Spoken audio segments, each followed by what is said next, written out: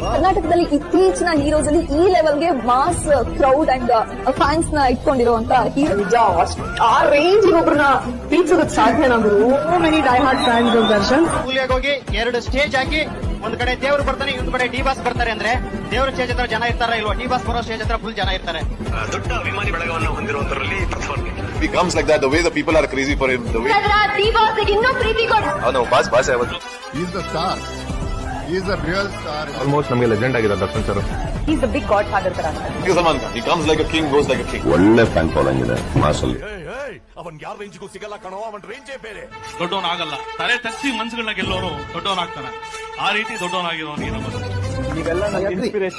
ನಮ್ಗೆ ಇನ್ಸ್ಪಿರೇಷನ್ ಏನಕ್ಕೆ ತುಂಬಾ ಇನ್ಸ್ಪಿರೇಷನ್ ಆಗಿ ತಗೋತೀನಿ ಅಂದ್ರೆ, ಝೀರೋ ಇಂದ ಬಂದು ಒಬ್ಬ ವ್ಯಕ್ತಿ ಒಂದು ಇಂಡಸ್ಟ್ರಿ ಆಳ್ತಾರೆ, ಆಮೇಲೆ ಅವ್ರಿಗಿರೋ ಫ್ಯಾನ್ ಫಾಲೋಯಿಂಗ್. ನಾನು ಒಬ್ಬ ದರ್ಶನ್ ಸರ್ ಫ್ಯಾನ್. ದರ್ಶನ್ ನೋಡಿ ಕಲ್ತ್ಕೋ, ಹಂಗೆ ಸೋಲೆ ತುಂಬಾ